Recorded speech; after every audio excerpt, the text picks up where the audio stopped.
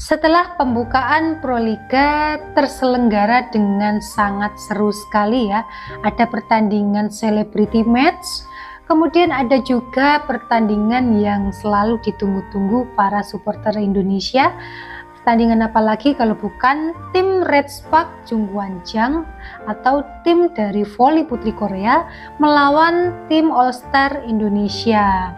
Nah, kemarin tuh sangat seru sekali ya pertandingannya, bahkan banyak sekali teman-teman yang mungkin merasa kurang puas gitu, pengen nonton lagi dan lagi gitu ya. Juga kemarin banyak orang-orang penting ya. Iya, ada Bapak SBY, ada Mas AHY, ada juga Putri Indonesia dan masih banyak lagi. Nah, yang nggak kalah penting lagi nih, tanggal 25 nanti jangan lupa nonton Proliga ya, yang akan diselenggarakan untuk putaran pertama Proliga 2024 berlokasi di Gor Amongrogo, Yogyakarta. Saya akan membacakan pertandingan pada hari pertama ya, tanggal 25 April 2024 pada pukul 14.00 WIB. Ini ada voli putra Jakarta Lavani Alobang versus Jakarta Garuda Jaya. Selanjutnya pukul 16.00 WIB ada voli putri Jakarta Bin versus Jakarta Livin Mandiri. Dan untuk pertandingan yang terakhir di hari itu pada pukul 18.30 WIB voli putri Jakarta Pertamina Enduro versus Bandung Bank BJB Tanda Mata.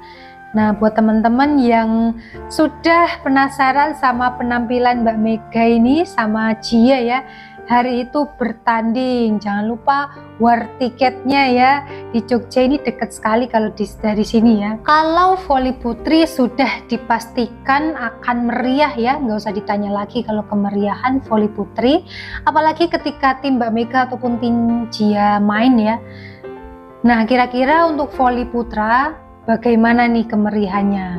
Kira-kira harus melakukan apa nih supaya voli putra ini juga semeriah voli putri? Silahkan tulis pendapat kalian di kolom komentar ya. Nah Mas, kalau kemarin melihat dari pertandingan Red Spark melawan tim All Star, ini ada perbedaan nggak dari cara bermainnya? Saya rasa sangat berbeda sekali. Juga kita semua kan dapat menyaksikan dari segala sisi kecepatan, ketangkasan, terus main cerdasnya juga.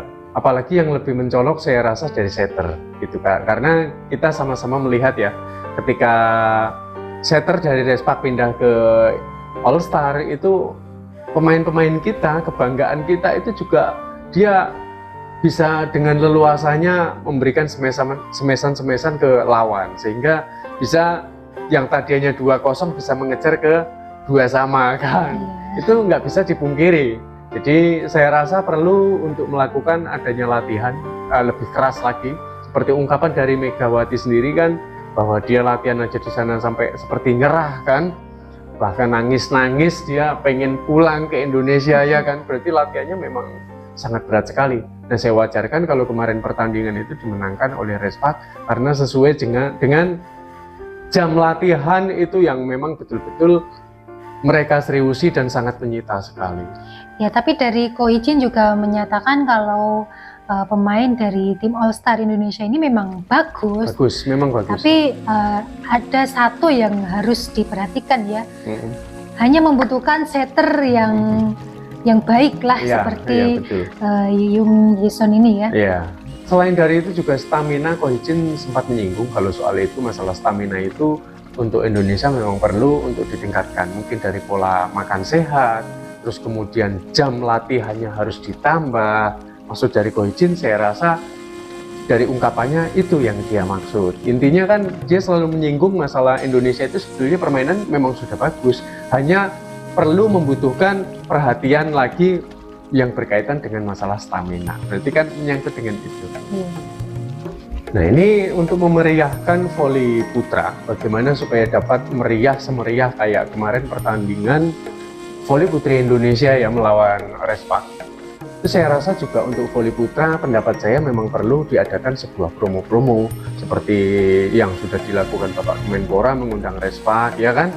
Nanti untuk tahun lalu mungkin gantian untuk putranya mengundang tim mana lah gitu ya yang kira-kira bisa mengangkat dari daya tarik seluruh penonton untuk tiap-tiap negara. Saya rasa perlu juga untuk penambahan kuota pemain asing, selain kita harus mengundang semacam kayak pertandingan persahabatan, terus kemudian ada kuota asing seperti yang dilakukan untuk voli putri ini. Saya rasa itu cukup menjadi magnet yang sangat besar untuk penonton.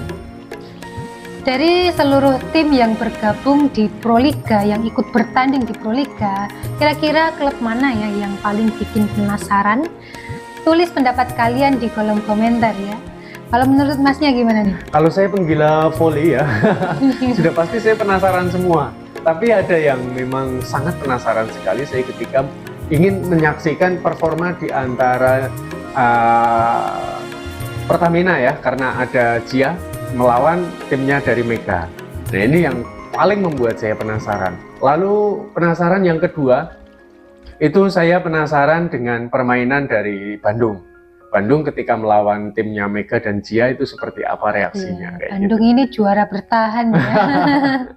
Bandung mainnya bagus-bagus. Bahkan sebetulnya kalau masalah bagus, banyak pemain yang bagus. Hanya saja kan kalau voli itu kan membutuhkan kerjasama yang betul-betul solid banget ya, harus benar-benar kompak. Jadi nggak bisa chemistry-nya harus dapat ya. Sesuai dengan tugasnya masing-masing kan. Karena ya sesuai dengan komposisinya, strategi dalam bervoli itu kan memiliki tugas masing-masing. Itu semua bisa dijalankan dengan baik. Saya rasa itu dapat mengantarkan ke dalam sebuah kemenangan. Nah, setelah libur panjang ya dari Liga Voli Korea, Mbak Mega ini kemarin performanya menurut kalian lebih bagus apa sedikit menurun guys? Silakan tulis pendapat kalian di kolom komentar ya. Kalau saya melihat Mega ini sebetulnya nggak ini sih, sama aja. Saya melihat itu masih belum begitu signifikan antara kemajuan atau menurun atau tetap standar, itu lebih ke standarnya saya. Ya dikarenakan Mega sendiri kemarin kan juga ketika dikasih bola sering dikasih, ketika nggak dikasih sama sekali nggak dikasih ya kan. Tapi kita juga melihat presentase dari yang dihasilkan. Mega sendiri MVP itu entah dari penghitungan itu poin terbanyak atau bagaimana kan, tiap MVP itu kan penghitungan para juri itu kan beda-beda, nggak selalu mencetak poin itu selalu dapat MVP, walaupun pada umumnya seperti itu. Tapi saya melihat lebih ke presentase. Ketika Mega diberikan bola, seberapa besar tingkat keberhasilannya dan kegagalannya. Lalu ketika gagal, umpannya itu kira-kira itu seempuk apa? Itu perlu kita jadikan sebagai bahan pertimbangan. Ketika Mega gagal untuk memberikan penyerangan, tapi kalau bolanya itu terlalu mepet dengan net, sedangkan Mega kan agak jauh dari net, nah itu kan sangat berbahaya sekali. Kemarin kita bisa kita lihat ya, Mega agak maju ke depan, ternyata bola di belakang kosong kan, di belakangnya Mega nggak ada orang ngambil, maka Mega mau nggak mau harus agak ke belakang. Kalau bola terlalu mepet dengan net, itu Mega kelabakan.